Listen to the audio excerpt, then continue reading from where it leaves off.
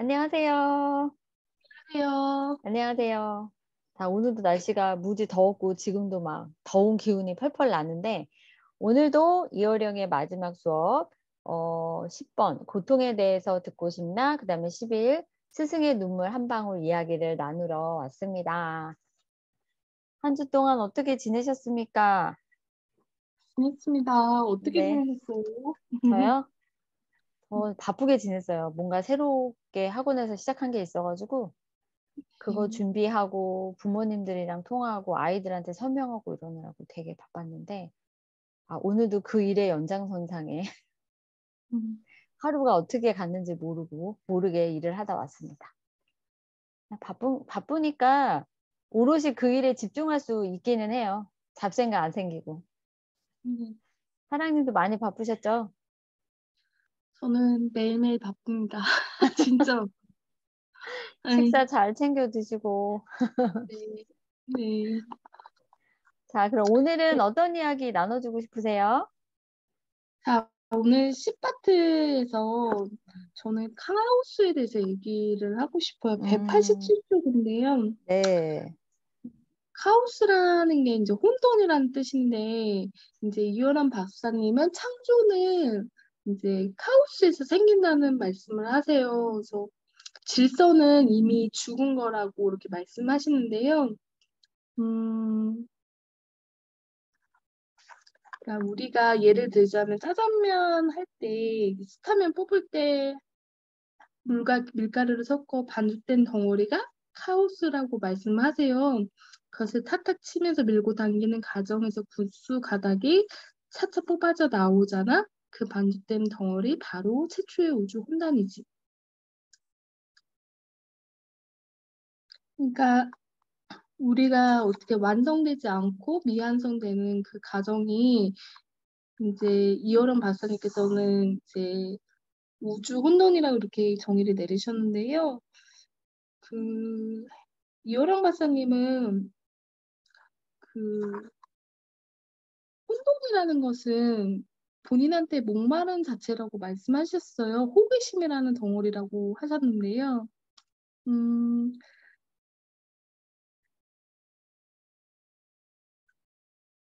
이어령 박사님이 사실 이제 되게 우리나라 올림픽 때도 굴렁쇠도 이렇게 하시고 희곡도 쓰시고 소설도 써보고 시도 쓰고 기후화도 연구했잖아요.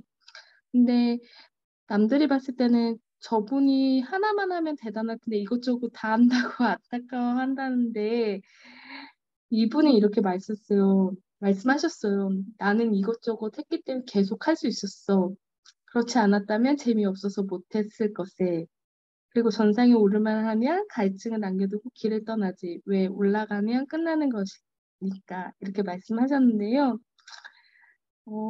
저 이 부분에서 되게 공감되는 게 부분이 되게 많은데, 제가 사실 되게 액티비티하고 저도 되게 다양한 경험을 되게 많이 놀리고, 막 다양한 걸 많이 하려고 하는데, 이효령 박사님은 저랑 좀 그런 게 비슷한 것 같아요. 그러니까 하나에 만족하지 못하고 다른 것도 이렇게 해보고 이렇게 경험하고 막 저도 그러거든요, 요즘에.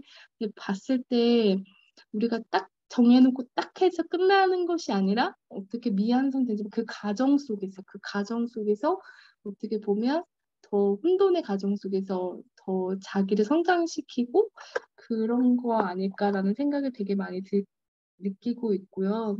창조는 진짜 질서보다는 우리가 예상하지 못했던 그런 변수, 그리고 내가 경험하지 못한 거에 통해서 또 다른 경험을 통해서 그 과정 속에서 이루어진다고 생각이 많이 들거든요.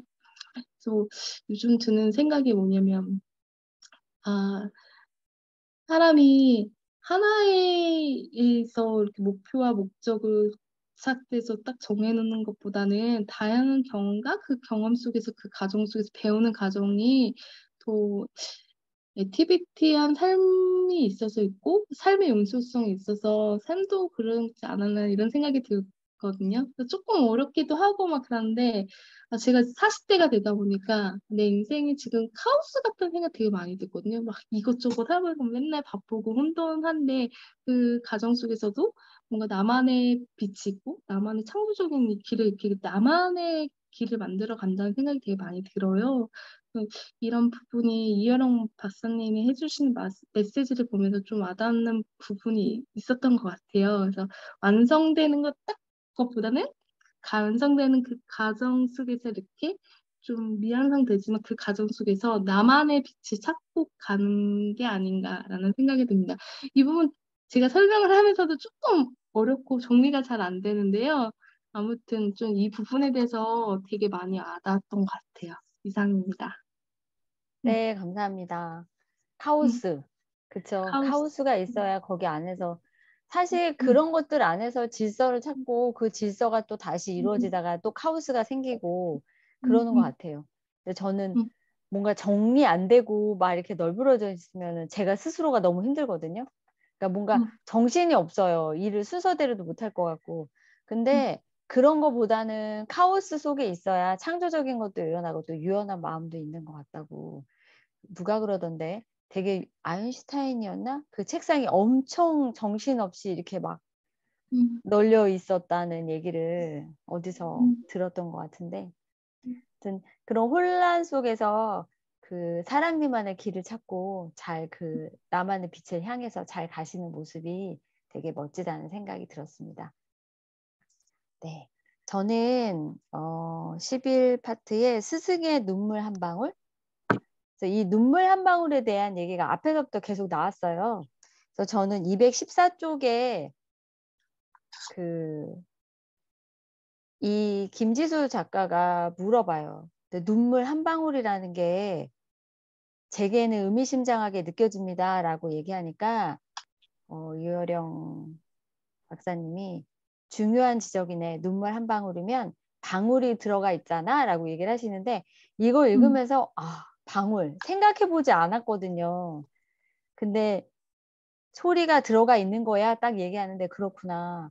방울은 원래 딸랑딸랑 소리 나는 거를 방울이라고 이렇게 우리가 많이 얘기하잖아요. 그래서 눈물은 소리가 없는데도 우리말은 재밌게도 뚝뚝 흘린다고 해. 유명한 농담이 있어. 홍도야 울지 마라를 한 글자로 줄이면 뭐지? 라고 딱 하시더라고요. 이게 너무 웃겼어요. 한 글자로 하면 사랑님이 해주세요. 뚝.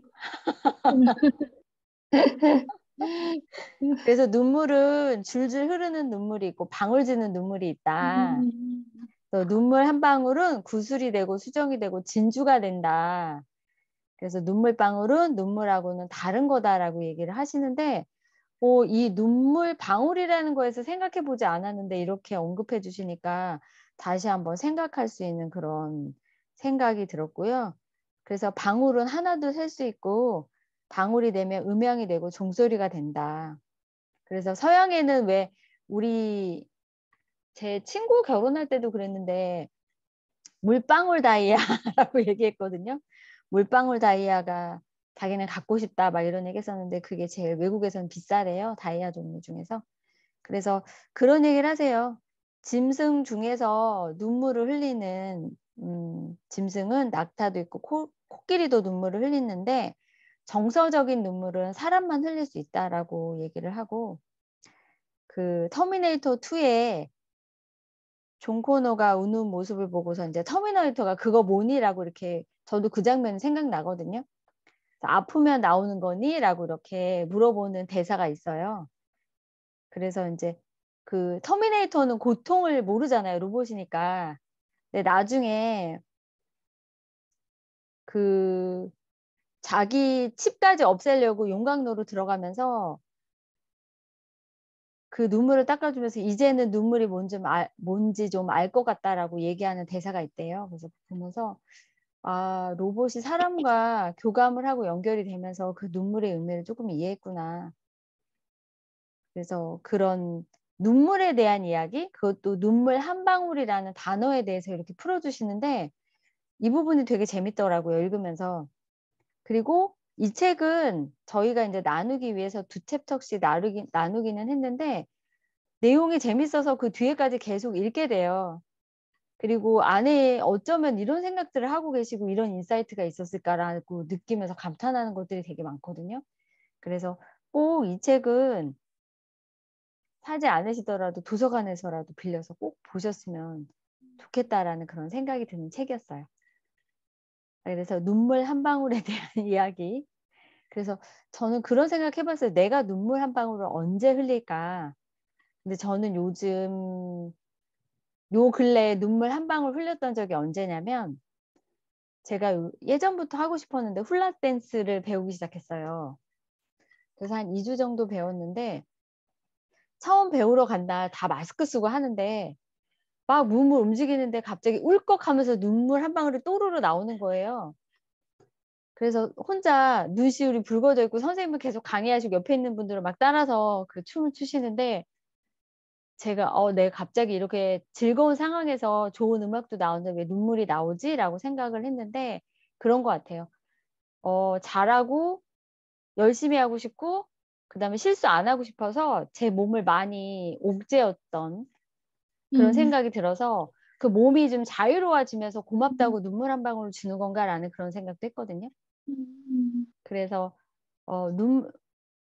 애청하시는 분들 또 이걸 듣고 계시는 어쩌다가 들으시는 분들이라도 나에게 인생에서 눈물 한 방울이 나올 때가 언젠가 또는 요 근래 언제 내가 눈물 한 방울을 흘려봤는가라고 한번 성찰하는 시간 가지시면 되게 좋을 것 같다는 생각이 들었습니다. 네, 저는 오늘 여기까지 나눌게요. 사랑님 더 나눠주실 이야기 있으세요?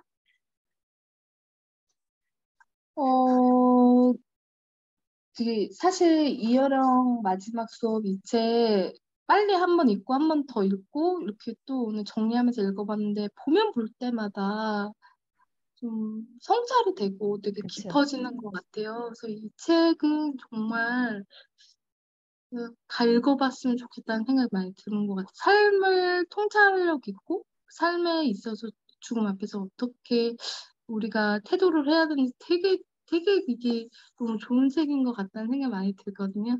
네, 이렇게 우리나라의 지성인이 대가였던 이여령 박사님의 이 하나하나의 메시지를 보면서 오늘도 또 느끼는 건데, 이렇게 공부를 많이 하신 분들도 죽음 앞에서는 봤을 때 이 풀어내는 게 이렇게 와닿는 게 되게 메시지가 너무 좋은 것 같아요. 그래서 한번 꼭 읽어봤으면 좋겠다는 말씀을 드리고 싶어요. 예. 그쵸. 그 음, 메시지가 잔잔하게 음, 조용하게 다가와서 더 좋은 것 같아요. 뭔가 네, 거창한 게 아니라. 그쵸? 네, 맞습니다. 네. 네. 자, 오늘도 또 좋은 책 읽고 각자의 느낌을 또 나누는 시간을 가졌습니다. 저희가 나눠드린 이야기가 도움이 되신다면 좋아요, 구독, 알림 설정 꼭 부탁드립니다. 저희는 다음 주에 또 올게요. 네, 감사합니다. 감사합니다. 감사합니다.